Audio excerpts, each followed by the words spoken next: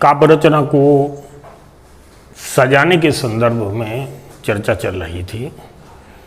पिछले वीडियो में मैंने आपको बताया था हिंदी भाषा के अनुप्रास अलंकार और यमक अलंकार, और हम शब्दालंकार के संदर्भ में बात कर रहे थे कि शब्दालंकार क्या होता है, शब्दालंकार में कौन कौन से अलंकार आते हैं। तो उसमें 2 अलंकार कर चुके थे। तीसरा आपका है श्लेष अलंकार।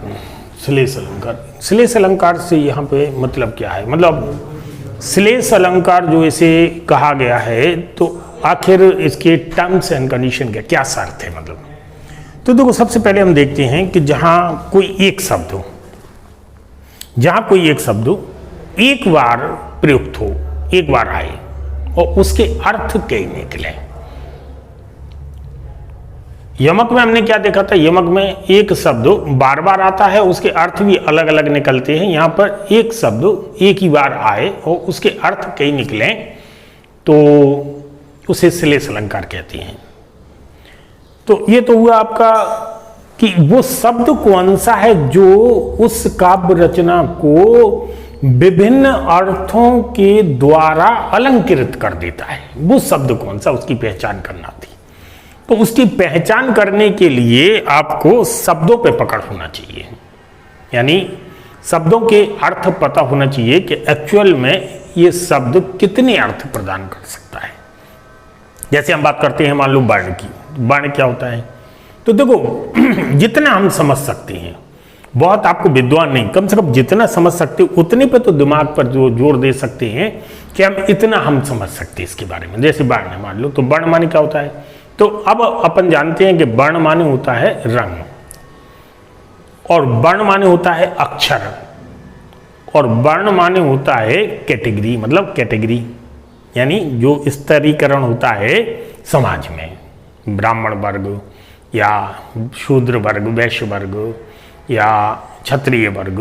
तो ये जो वर्ण व्यवस्था थी, तो ये जो वर्ण व्यवस्था है, तो देखो, एक वर्ण के हमने 3 अर्थों को समझा है। एक वर्ण अक्षर होता है, एक वर्ण सामाजिक व्यवस्था से संबंधित है, और एक वर्ण का मतलब होता है कलर, रंग। ऐसे ही हमें जो है ना श्लेष को समझना पड़ेगा, इसी नजरिए से श्लेष अलंकार को देखना पड़ेगा। किसी भी काव्य रचना में हमें ये डिसीजन लेना पड़ेगा कि जो शब्द दिखाई दे रहे हैं हमें, जो शब्द सामने हैं, इन शब्दों का एक्चुअल में मीन्स क्या निकलता, मीनिंग क्या है, इनका अर्थ क्या है। एक बचपन से पढ़ते आए, रहीमन पानी राखिए, बिन पानी सब सून, पानी रहे न उबरे, मोती मानुस चून। बचपन से अपन करते आए कि अरे ये तो श्लेष अलंकार, क्योंकि ये रट चुके हैं। एक्चुअली में रहीमन पानी राखिए, बिन पानी सब सून, ये वाली लाइन में तो ये अलंकार है ही नहीं, ये तो हमने केवल वैसे ही डाली है। दूसरी जो इसकी लाइन आती है, पानी रहे न उबरे, मोती मानुस चून। ये जो पानी दूसरी लाइन का है, ये पानी एक बार आया है। पहली लाइन को हटा दोगे तो इस पर कोई फर्क नहीं पड़ने वाला है, क्योंकि पहली लाइन में ये श्लेष अलंकार था ही नहीं। तो दूसरी लाइन का जो पानी है, तो जो पानी रहे न उबरे, मोती मानुस चून, इस पानी के देखो 3 अर्थ निकलते हैं। मोती के लिए पानी क्या है? मोती के लिए पानी का मतलब होता है चमक। कहते नहीं सोने पे पानी चढ़वा ले आओ, सोने को पानी चढ़वा ले आओ तो सुनहरी लगने लगेगी। तो मोती के लिए पानी का अर्थ क्या है? उस चमक। मानुस मतलब मनुष्य के लिए इस पानी का अर्थ क्या है? इज्जत यानी सम्मान। और चून के लिए पानी का अर्थ क्या है? यहां जल। तो कहने का मतलब है कि अगर पानी उतर जाता है तो उसका अपना अस्तित्व खत्म हो जाता है, उसका अपना वैल्यूज खत्म हो जाता है। मोती का पानी उतर जाता तो मोती का वैल्यूज खत्म हो जाता है। मनुष्य का पानी उतर जाता, कहते हैं कि तो नाक को पानी उतर गया है, वो नाक को पानी उतर गया मतलब बेइज्जती हो गई। तो मनुष्य का पानी उतर जाए मतलब उसका सम्मान चला जाए तो उसकी वैल्यू खत्म हो जाती है। और आटा की वैल्यू नहीं होती है जब तक जल ना हो, क्योंकि जल होगा तो आटा मढ़ेगा, और जब आटा मढ़ेगा तभी भोजन पकेगा। तो आटा अकेले से रोटियां नहीं बन सकती हैं बिना पानी के। तो देखो, एक पानी के यहाँ पे 3 अर्थ निकले हैं। 3 अर्थों में हम क्या देखते हैं कि चमक, मोती के लिए, मनुष्य के लिए सम्मान, और आटा के लिए यानी चूर्ण के लिए जल। ऐसे एक दूसरा उदाहरण है, सुवर्ण को खोजत फिरें कवि व्यभिचारी चोर। यहां पर हम देखते हैं सुवर्ण से अर्थ क्या है। सुवर्ण ये है, सु माने होता है सुंदर, वर्ण माने होता है बाण, जैसा कि अभी अभी मैंने बताया है। इस सुवर्ण को खोजते फिरते हैं, सुवर्ण को खोजत फिरें या ढूंढत फिरें, तो कौन ढूंढता फिरता है? कवि। कवि भी सुवर्ण को ढूंढता है, व्यभिचारी भी सुवर्ण को ढूंढता है, और चोर भी सुवर्ण को जो ढूंढता है। सुवर्ण का मतलब सु माने होता सुंदर और वर्ण माने होता वर्ण। सुंदर वर्ण यानी सुंदर अक्षर।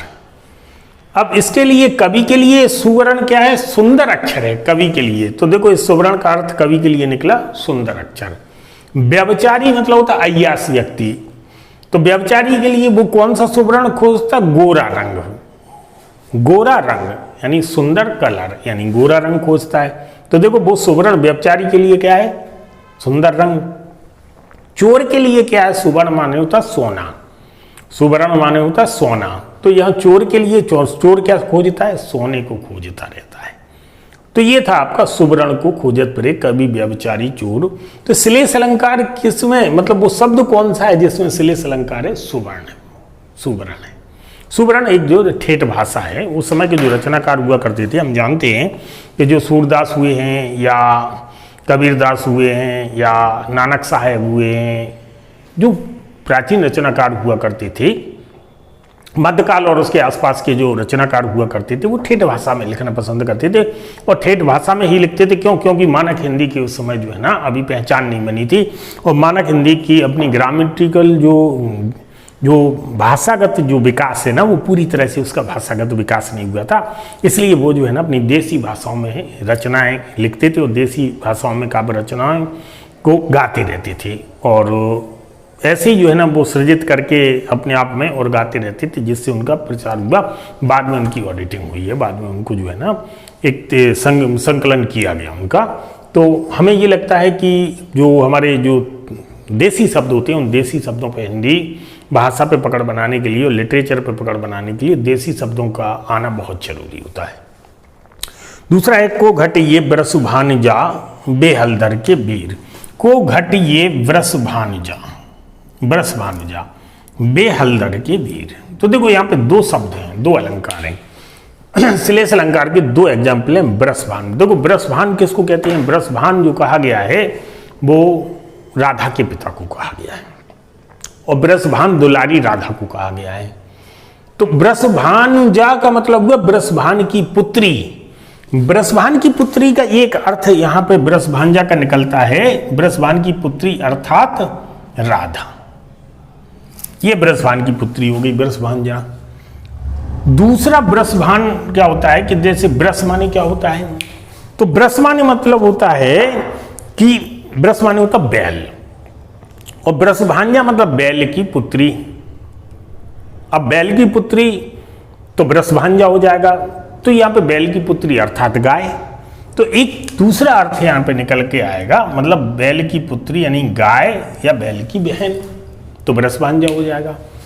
एक व्रसभांजा इसमें और क्या निकलता है? व्रस माने होता है सूर्य, यानी व्रसभांजा सूर्य की पुत्री को कहा गया है।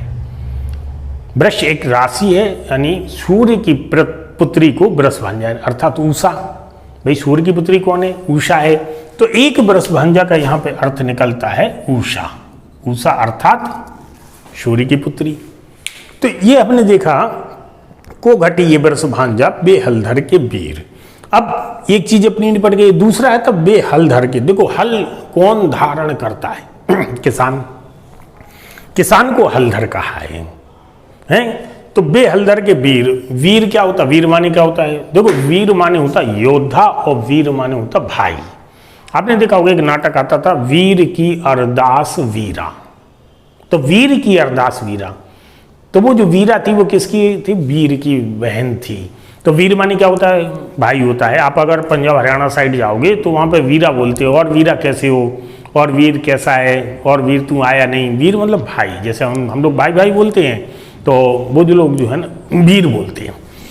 तो हलधर के वीर, हलधर किसको कहा गया है, तो देखो हलधर किसान को कहते हैं, हलधर किसान को कहते हैं। तो हलधर के वीर यानी किसान का भाई, तो क्या हुआ, किसान हुआ। हलधर बोलते हैं किसको, हलधर बोलते हैं बलदाऊ को, और बलदाऊ के भाई अर्थात कृष्ण। तो देखो एक तो हलधर मतलब किसान का भाई यानी किसान, और दूसरा यहाँ पे जो आया है हलधर के वीर अर्थात बलदाऊ के भाई यानी कृष्ण, एक कृष्ण आ गया है। तो यहां पर हम देखते हैं कि एक हलधर क्या आता है, हल कौन धारण करता, बैल, बैल जुआ धारण करता है, हल को धारण करता है। तो हलधर कौन है, बैल, और बैल का भाई मतलब बैल, तो एक तो हुआ बैल का भाई अर्थात बैल। तो देखो एक इसका अर्थ निकला बैल है। और यहां पर जो है ना एक आता है हलधर के वीर कहा गया शेषनाग के अवतार को अर्थात लक्ष्मण को, तो वो हलधर के वीर कहलाए, तो शेषनाग का अवतार। तो एक यहां पे आ जाता है आपका शेषनाग का अवतार। तो एक हलधर के वीर से देखो कितने अर्थ निकल रहे हैं, तो शब्द एक है अर्थ कई दे रहा है, श्लेष अलंकार है। अगले चरण में हम देखते हैं, अगले चरण में अगला एग्जाम्पल है जातन की झाई पर तो श्याम हरित दुत होई, ज्यों ज्यों बूढ़े श्याम रंग त्यों त्यों उजर होई।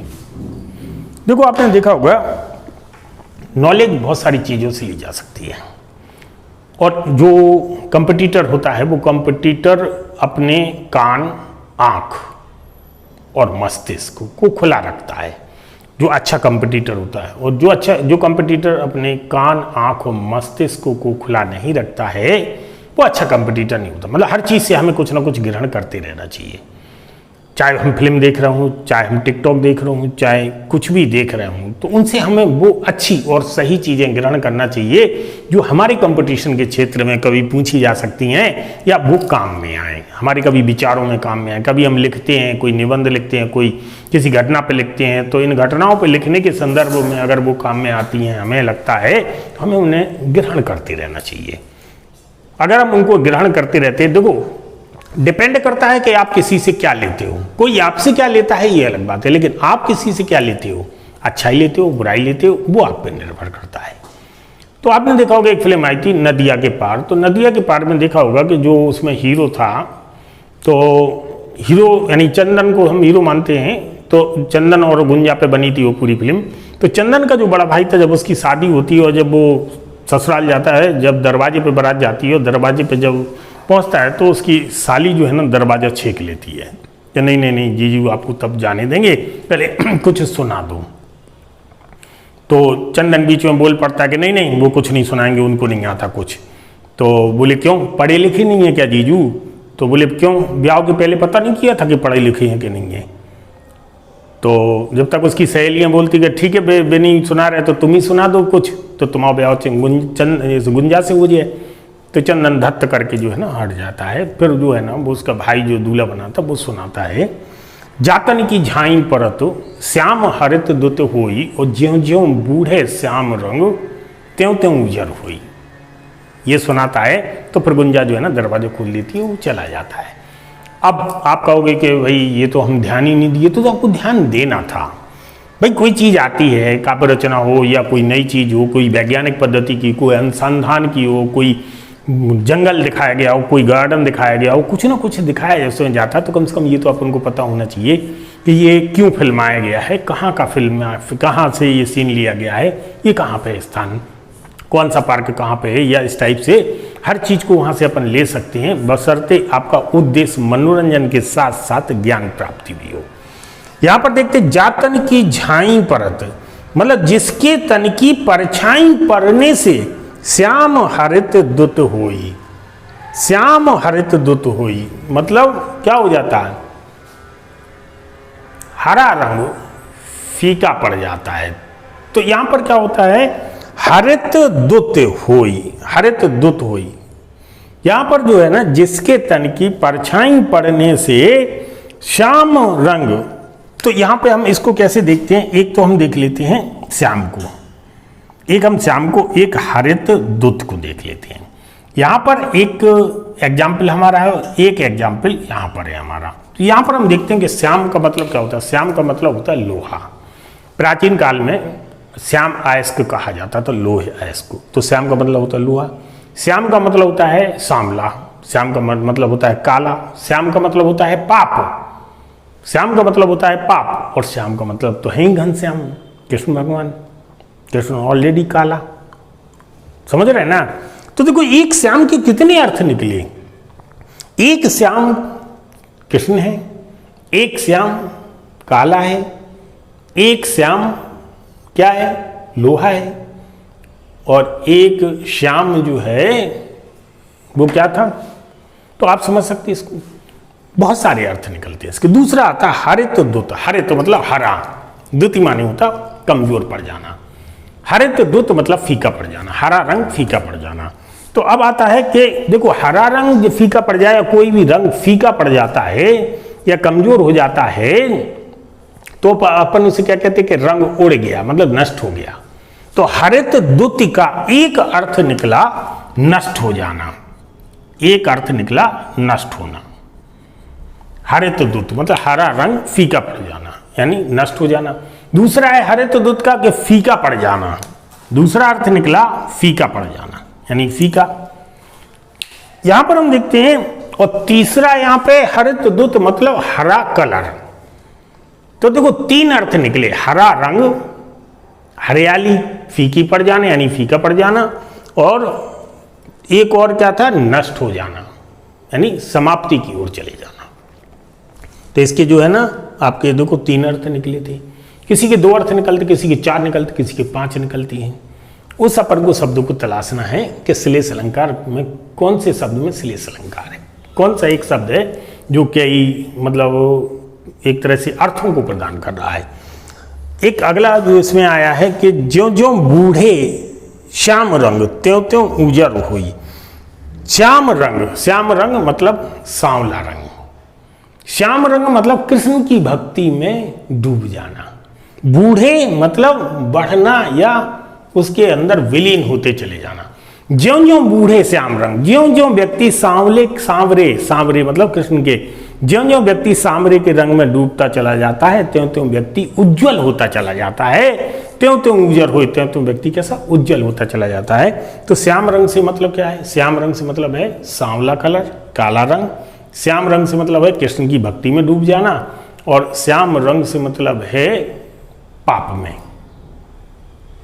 भाई श्याम काला भी है तो श्याम रंग से पाप में भी है, लेकिन यहां पे क्या है, यहां पे पाप नहीं आएगा। क्यों नहीं आएगा पाप, क्योंकि उजर हो रहा है, उजर हो रहा है मतलब निखर रहा है।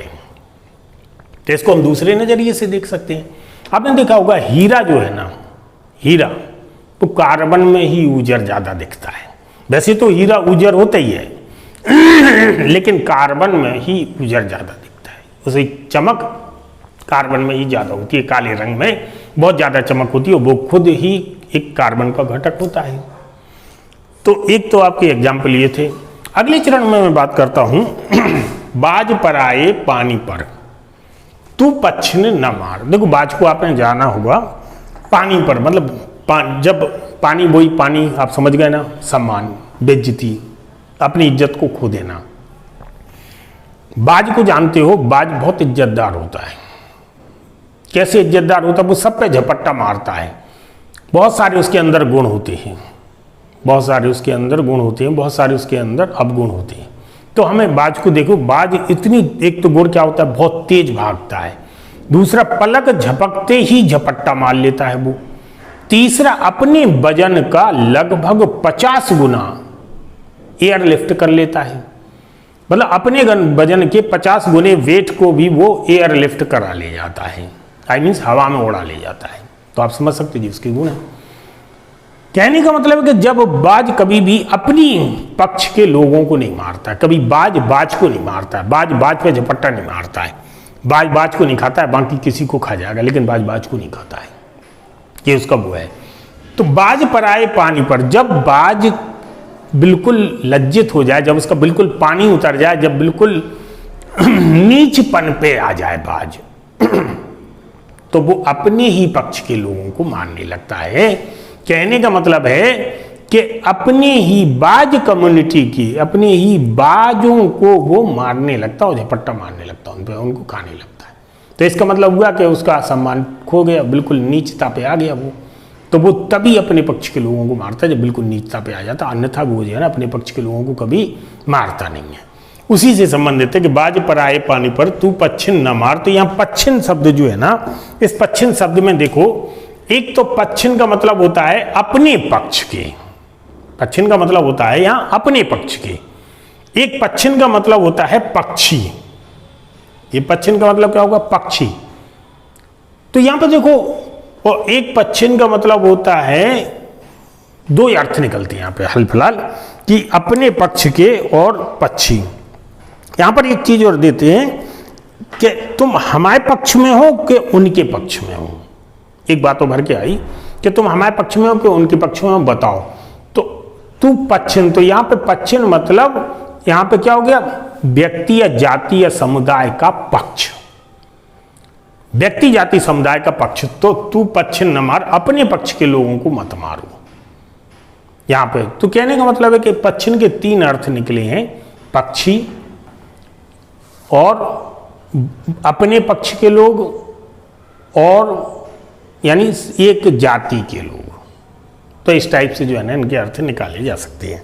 तो ये था आपका जो है ना श्लेष अलंकार। अगर श्लेष अलंकार के बाद फिर हम अगले चरण में अब चर्चा करते हैं वक्रोक्ति अलंकार का। तो मैंने आपको बताया था कि शब्द अलंकार के बारे में अगर बात होती है तो आपको केवल जो है ना शब्द अलंकार में चार अलंकारों को लेके चलना है। चार अलंकारों को अगर आप अलग रख देते हैं तो बाकी जो है ना अर्थालंकार के तहत आते हैं। इन चार को आप याद कर लोगे तो काफ़ी हद तक आपकी समस्याओं के समाधान हो सकते हैं। तो यहाँ पर हम देखते हैं कि अगला जो है अलंकार होगा वक्रोक्ति। वक्र मतलब कहना, कहते नहीं वक्रो कछु, कछु कहो, और उक्ति मतलब वाक्य, मतलब कोई बात को कहना क्या कहलाता है, वक्रोक्ति कहलाता है। अब कोई बात को हम उक्ति में इस प्रकार से कहें कि वो जो है ना कुछ और अर्थ देने लगे।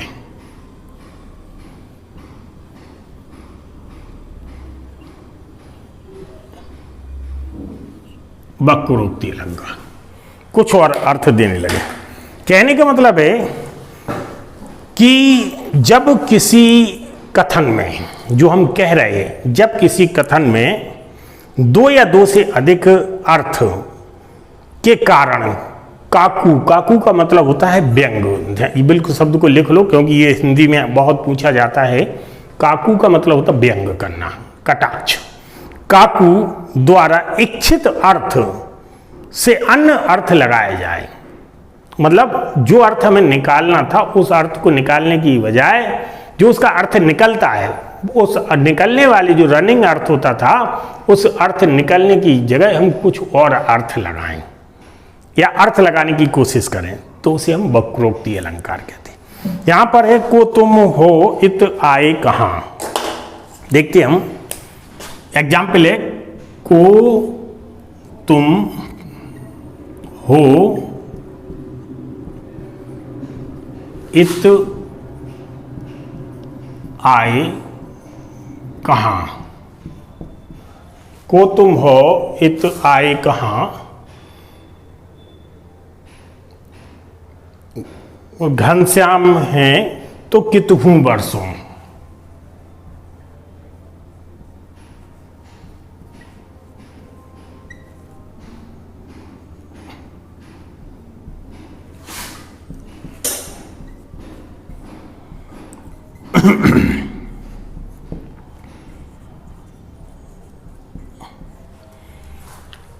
आपने देखा होगा जब तुम्हारा कोई मित्र हो या साथी हो, जब बहुत लंबे रोज मिलता हो आपसे, लेकिन कभी अचानक बहुत लंबे समय के लिए गायब हो जाता हो, कई दिन आपसे ना मिलता हो, कई वर्ष ना मिलता हो, फिर अचानक आपके सामने आए तो आप कहते हो अरे भाई कौन हो आप, हमने पहचाना नहीं आपको। अच्छा तुम वो हो, अरे हम तो पहचान ही नहीं आपको, आप तो ऐसे हो गए। तो ये क्या है, ये व्यंग है। मतलब जैसे 1 साल बाद या 6 महीने बाद कोई बंदा आएगा तो आप इतनी जल्दी भूल जाएंगे उसको, अपने मित्र को भूल जाएंगे जो रोज मिलता था, रोज बैठता था, है। तो ये क्या करते हैं, आप व्यंग करते हैं। तो वही हुआ कि कृष्ण भगवान जो है ना कई दिन बाद राधा से मिले, तो राधा ने कहा कि को तुम हो, मतलब तुम कौन हो, को तुम हो, इत आए कहाँ, यहाँ कहाँ जा रहे हो, इत आए कहाँ, यहाँ कहाँ आए, मतलब वो पहचानने से इनकार कर रहे हैं, को तुम हो, इत आए कहाँ। तो उन्होंने जवाब दिया घनश्याम है, मतलब उन्होंने बताया कि मैं कृष्ण हूं, मतलब घनश्याम है। तो उन्होंने घनश्याम हो तो कितने वर्षों, घनश्याम अगर तुम हो तो कितने बरस रहे होगे। उनने घनश्याम का अर्थ बादलों से लगाया है, घने बादलों से लगाया है। तो घनश्याम का अर्थ बादलों से लगाया, घने अपनी इच्छा के अनुसार। एक्चुअली घनश्याम का उन्होंने कृष्ण से अर्थ न लगा के बादलों से लगाया है कि घनश्याम हो तो कितने हूं बरसों, अगर घनश्याम हो तुम तो कहां पे बरसोगे। तो आपने देखा होगा ये वक्रोक्ति अलंकार है, मतलब जो अर्थ उसका होता है वो न लगा के अपनी इच्छा के अनुसार व्यंग के रूप में अन्य अर्थ लगाना क्या कहलाता है, वक्रोक्ति अलंकार कहलाता है। एक और इसमें है, एक कबूतर देख हाथ में पूछा कहां अपर है। एक कबूतर,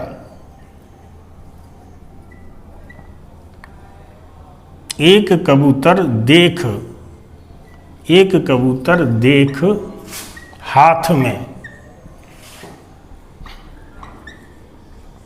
पूछा कहां अपर है, पूछा कहां अपर है। मतलब ये घटना है जहांगीर के समय की, नूरजहां और जहांगीर के पीरियड की, कि यहां पर कहा एक कबूतर हाथ में देख के पूछ रहे कि दूसरा कहां है, अपर, पूछा कहां अपर है।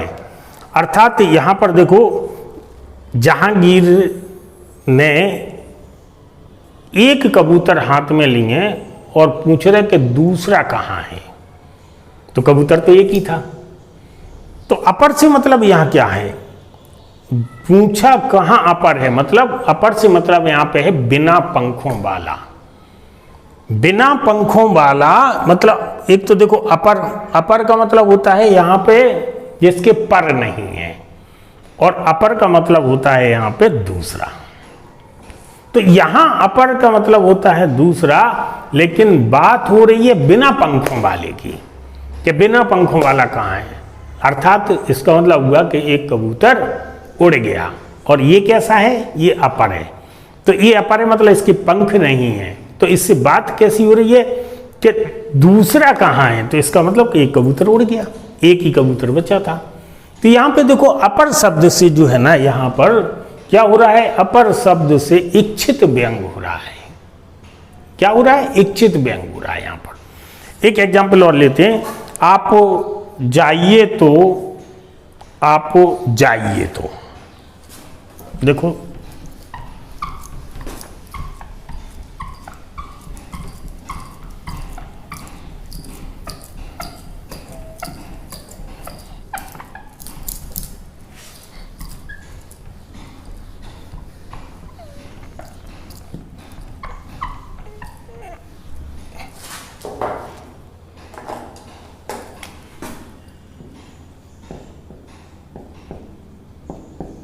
आप जाइए तो, आप जाइए तो। अब देखो यहां पर हम क्या देखते हैं कैसे व्यंग हो रहा है, आप जाइए तो, इसका मतलब होता है कि आप जाइए, मतलब आप जाइए, इसका मतलब होता है आप जाइए यानी आप चले जाएं। ठीक है ना। दूसरा है आप जाइए तो, मतलब आप जाइए तो इसका मतलब होता है कि आप नहीं जाएंगे। इसका मतलब होता है आप नहीं जाएंगे, आप नहीं जाएंगे।